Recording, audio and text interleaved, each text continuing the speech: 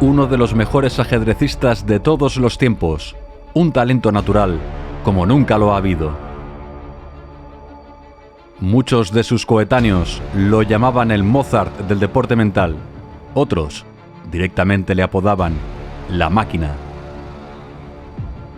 Tercer campeón mundial, consiguió mantenerse en el podio de los mejores jugadores por más de 30 años. Nuestro protagonista tenía una mente privilegiada, muy intuitiva, pero no estudiaba a largas horas, no. Su cerebro analizaba el tablero como una moderna computadora y siempre decidía la mejor jugada.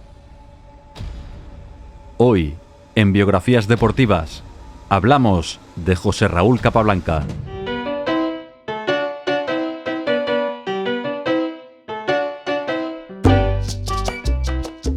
Nos encontramos un 19 de noviembre de 1888 en La Habana, la capital de Cuba, la perla de las Antillas, una de las pocas posesiones de ultramar que aún le queda a una España en total decadencia.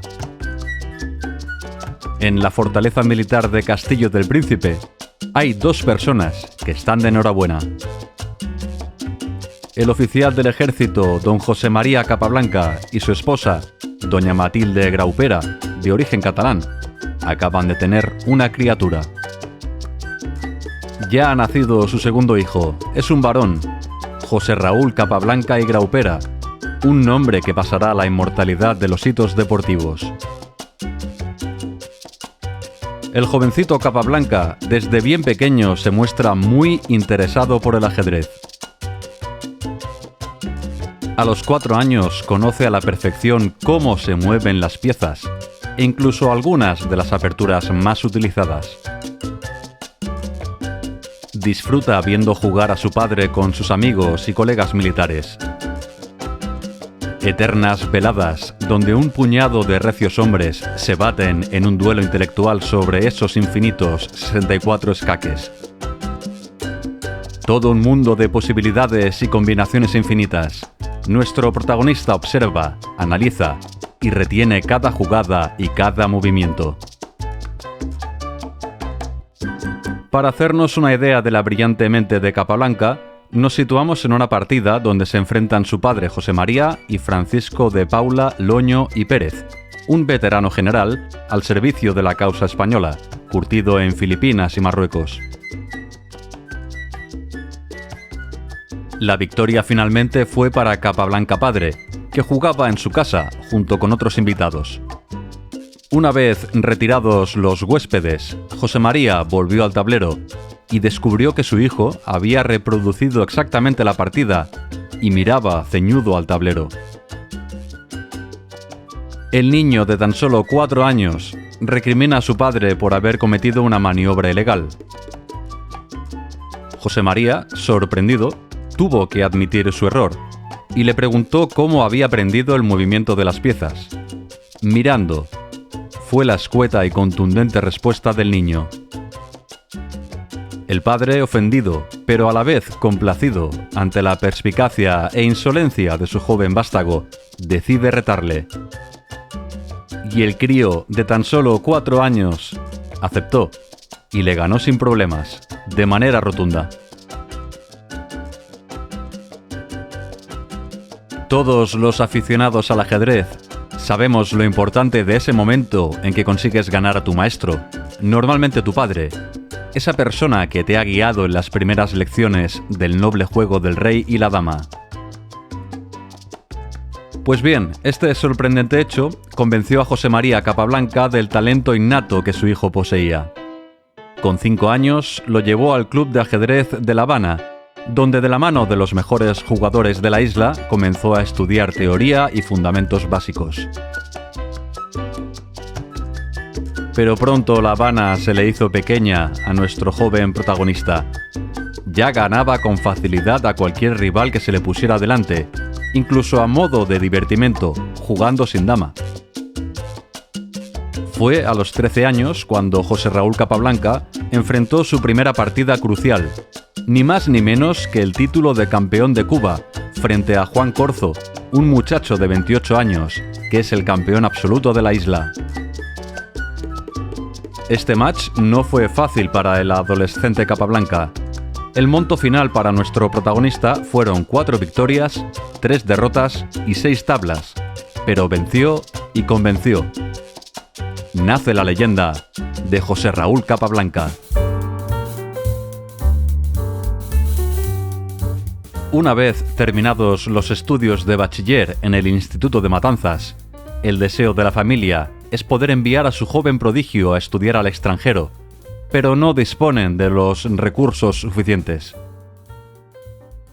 Sin embargo, ahí está don Ramón Pelayo de la Torriente, marqués de Valdecilla y uno de los principales empresarios españoles afincados en la plácida isla.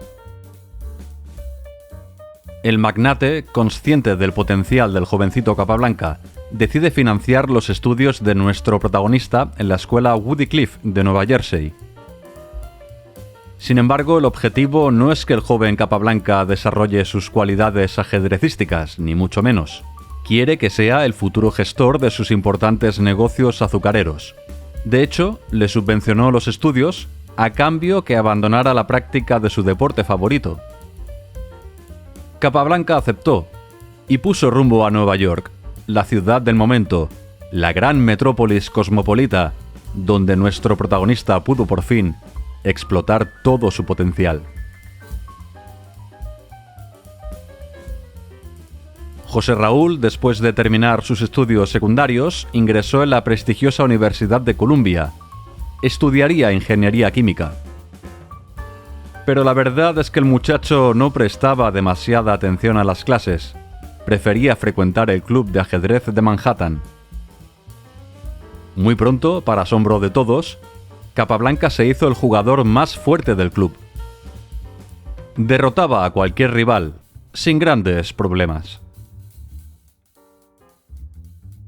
La consagración del joven ajedrecista sucedió un 6 de abril de 1906, cuando el club tuvo el honor de recibir al veterano alemán Emanuel Lasker, el vigente campeón mundial, el cual ganó su corona 12 años atrás al fantástico Wilhelm Steinitz.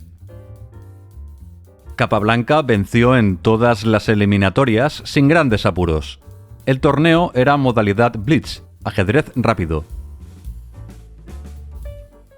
Indefectiblemente, su rival en la final fue el mismísimo Lasker, al que sorprendió y venció ante la incredulidad de todos los presentes. El derrotado, una vez acabada la partida, caballeroso y deportivo, estrechó la mano de su adversario y le dijo estas palabras: «Es notable, joven, usted no ha cometido errores». Esta importante victoria proyectó la carrera profesional del incipiente Capablanca. Abandonó sus estudios de ingeniería y se embarcó en una gira por todos los Estados Unidos, jugando un total de 734 partidas, ganando 703. Entre estos enfrentamientos se encuentra un match que Capablanca disputó contra el vigente campeón de Estados Unidos, Frank Marshall. El resultado fue escandaloso: 8 victorias y una derrota a favor del cubano. Unas cifras muy similares a las disputadas en el duelo por el título mundial de 1907, donde Emanuel Lasker venció al mismo Marshall. Y para sorpresa de todos los presentes, preguntado por la preparación de sus partidas, nuestro protagonista admitió que en su vida había abierto un libro que tratara sobre aperturas. José Raúl Capablanca ya era una realidad en el mundo del ajedrez. No en vano, algunas revistas especializadas de la época lo situaban entre los 3 jugadores más fuertes del momento, compartiendo podio con Lasker y Marshall. Precisamente a raíz de la insistencia de este último, en 1911 Capablanca fue invitado al torneo de San Sebastián, una de las competiciones más importantes en aquella época. Allí estaban todos los jugadores más fuertes. Los rusos Bernstein, Rubinstein o Nintzowitsch, el insigne médico Shekhber Tarrasch, representante del Imperio Alemán, o el brillante austrohúngaro Géza Maroczy. Pero Capablanca no cumplía los requisitos para participar, puesto que no había clasificado en ninguna de las competiciones previas, imprescindibles para acceder al fuerte torneo.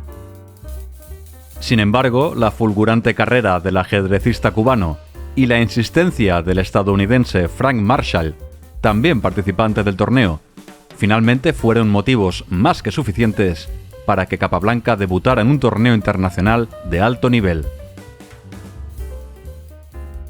Algunos jugadores como Ninzowicz o Bernstein se quejaron a la organización. No consideraban a Capablanca un jugador capacitado. La sorpresa sería mayúscula cuando nuestro protagonista comenzó con buen pie, ganando al mismo Bernstein, que resignado felicitó a su contrincante y reconoció su arrolladora capacidad de juego. No en vano, tras la finalización de la competición, esta partida fue reconocida como la más bella de todo el campeonato. Lo mismo le sucedió al terco Ninzowicz, que ante un comentario de Capablanca, enfurecido, le espetó unas palabras muy desagradables. Textualmente dijo: «Los jugadores sin trayectoria deberían mantener la boca cerrada en presencia de sus superiores». Capablanca recogió el guante y desafió al ruso a unas partidas rápidas fuera de la competición, las cuales ganó con pasmosa facilidad. El genio cubano finalmente impuso su talento y ganó el torneo con un total de 6 victorias, 1 derrota y 7 tablas. Capablanca quemaba etapas a una velocidad fulgurante. Los grandes maestros del momento se rendían ante su fuerza de juego e intuición natural en las posiciones más complejas. Solamente quedaba ya un paso para consagrarse: el título mundial.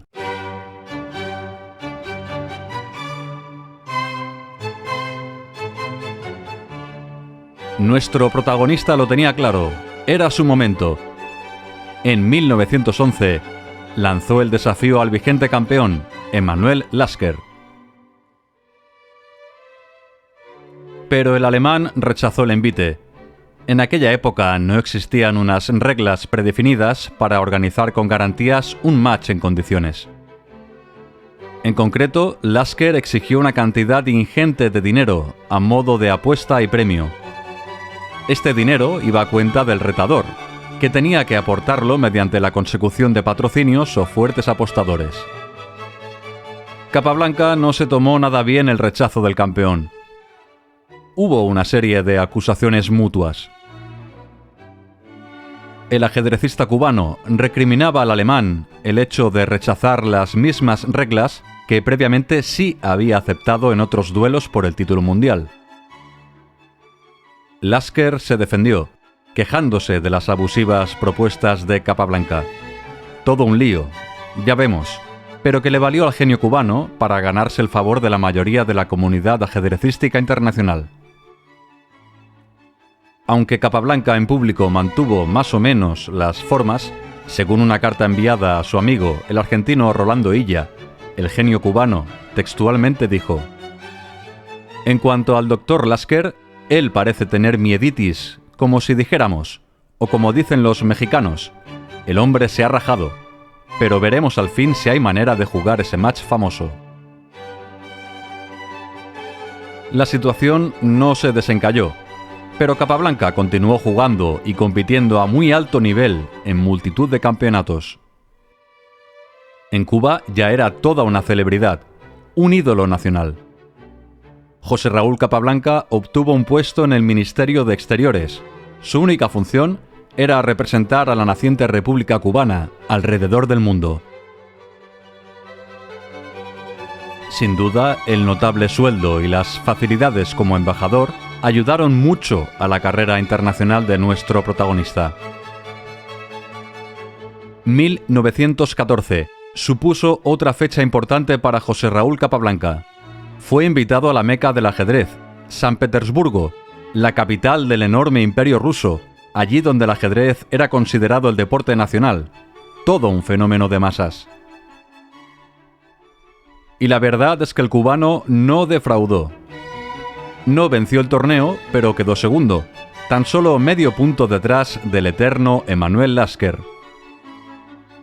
El merecido tercer lugar fue para una joven estrella que venía pisando fuerte, un apocado chico que respondía al nombre de Alexander Aliuhin.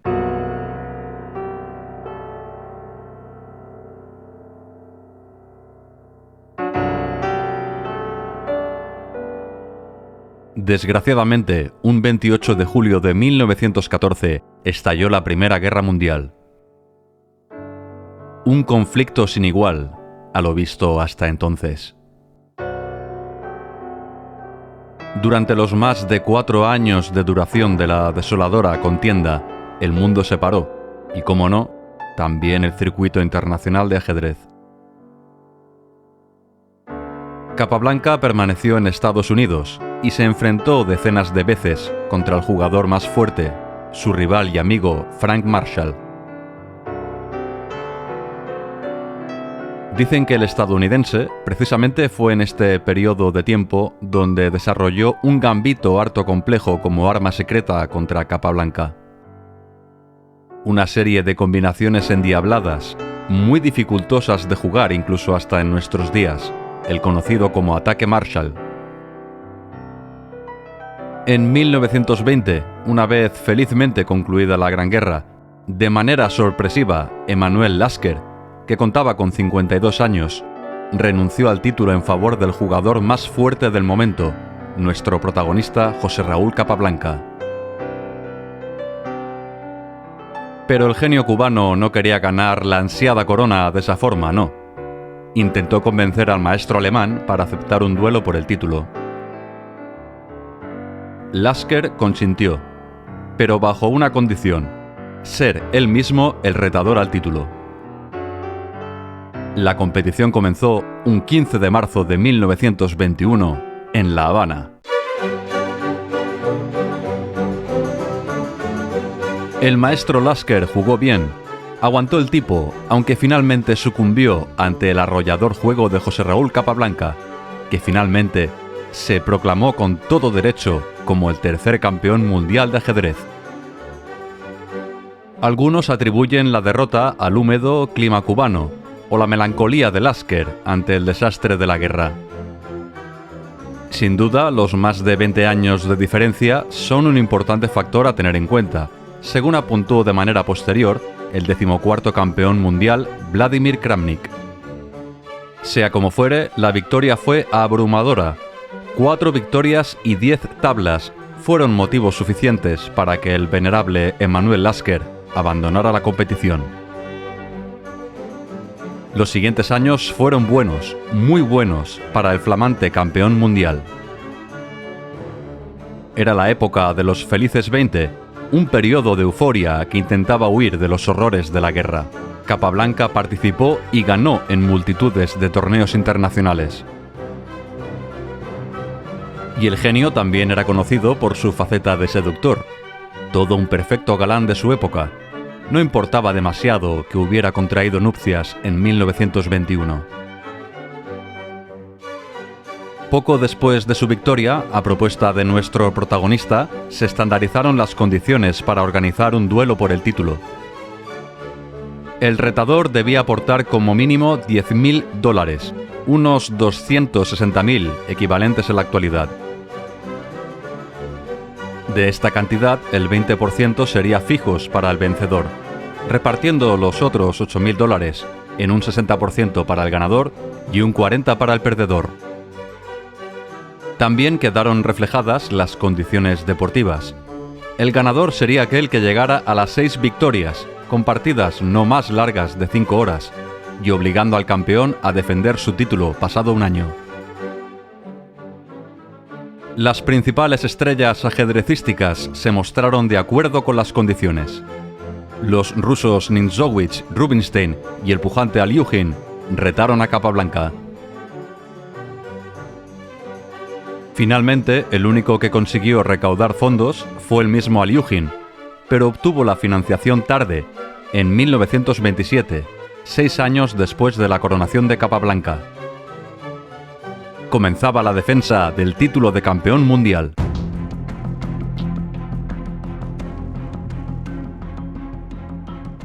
Todos los expertos auguraban una clara victoria para el vigente campeón.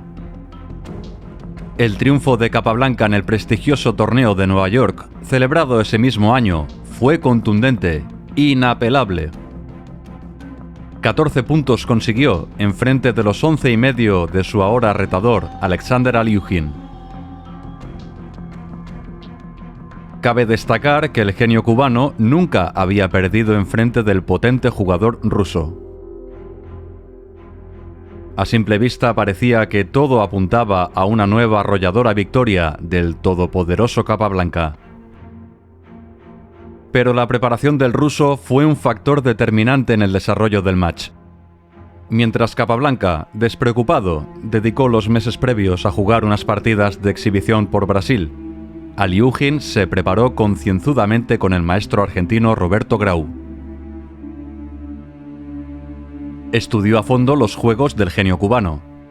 Preparó las líneas que más usaba, así como las siempre interesantes ideas subyacentes en el juego de Capablanca. El ajedrecista ruso también cuidó tanto su dieta como la preparación física. Todo un pionero en la decisiva e importante preparación que hoy en día desarrollan todos los ajedrecistas de élite, destinando un gran número de horas durante largos periodos de tiempo, con el único objetivo de estudiar concienzudamente el juego del rival, así como una correcta forma física para afrontar con las máximas garantías un desafío de tamaña importancia. El duelo se disputó en Buenos Aires. No en vano había sido el mismísimo gobierno argentino el financiador de la bolsa para el encuentro. Argentina, otro de los países donde hasta nuestros días el noble deporte mental por excelencia se practica de manera masiva, con gran número de aficionados y seguidores. Y el match comenzó de manera propicia para el retador ruso. La primera partida se decantó para Aliuhin, con una defensa francesa variante Nintsowitsch. Capablanca, sorprendido, consiguió firmar unas tablas en la segunda partida, así como una victoria en la tercera y la séptima, tras apostar por un gambito de dama. Aliuhin dio la vuelta al match y ganó en la 11ª y 12ª partida, poniendo el marcador 3-2 a su favor. Recordamos que gana el que llegue antes a 6 victorias.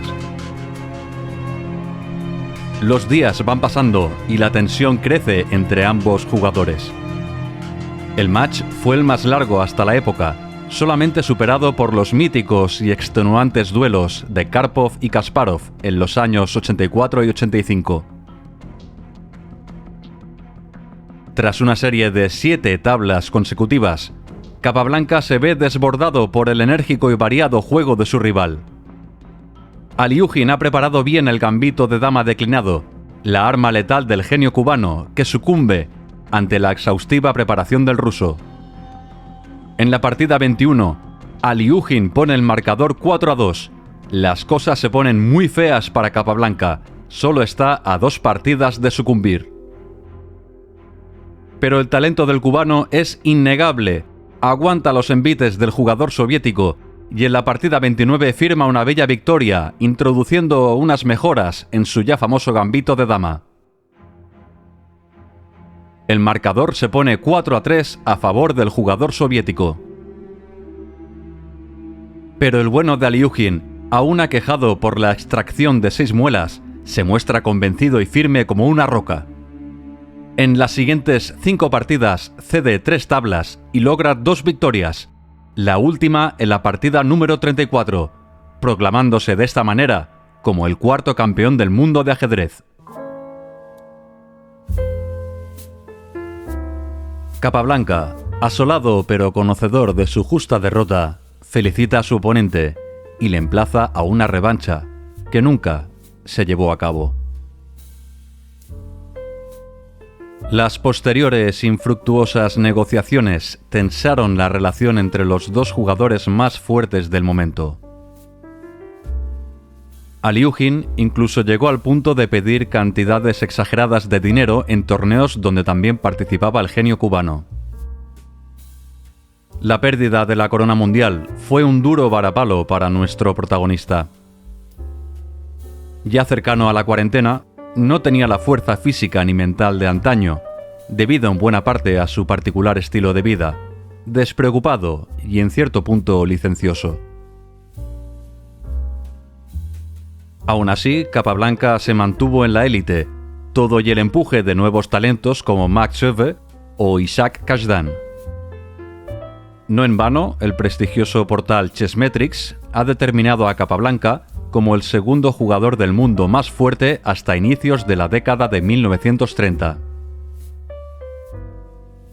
A principios de esta misma década, hubo un momento donde Alyukhin parece ser que estuvo dispuesto a aceptar la revancha de nuestro protagonista, pero las aspiraciones del jugador cubano se vieron truncadas a raíz de la Gran Depresión de 1929. Capablanca se retiró por un periodo de 5 años, hastiado e inmerso en infinidad de querellas por su complicado divorcio de su primera esposa, Gloria Bettencourt. Pero en 1935, Alexander Alyukhin perdió su cetro mundial en frente de la pujante estrella holandesa Max Euwe. Muchos achacan esta derrota a la Gran Depresión y el alcoholismo que padecía el otrora fortísimo campeón ruso. Este hecho y el aliento de su nueva amante, Olga Chagodayev, revitalizaron las esperanzas de José Raúl Capablanca por convertirse nuevamente en campeón mundial. Y el gran genio cubano, a sus 46 años, demostró un enorme juego en aquellas competiciones donde participó. Es de reseñar su victoria en el torneo de Nottingham de 1936, donde quedó en primera posición por delante de jóvenes aspirantes que a la postre serían personajes fundamentales en la historia del ajedrez. Hablamos de Mikhail Botvinnik, Samuel Reshevsky o el checoslovaco Salomon Flor. En este torneo, incluso Capablanca se tomó su particular revancha, ganando en una compleja posición a su archienemigo, Alexander Alyukhin. Precisamente el antiguo campeón soviético, ahora nacionalizado francés, en 1937 recuperó su cetro mundial, tras dejar definitivamente la bebida. Capablanca vio mermadas sus expectativas de reconquistar el título de campeón del mundo, pues de todos era sabido la latente enemistad entre ambos jugadores. A finales de la década de los 30, la salud de José Raúl Capablanca se resintió. En el torneo de Avro de 1938, sufrió un pequeño accidente cerebrovascular. Y aunque los doctores avisaban constantemente al ajedrecista cubano sobre el estado de su salud, Capablanca poco caso hacía. Así era nuestro protagonista, genio y figura hasta la sepultura.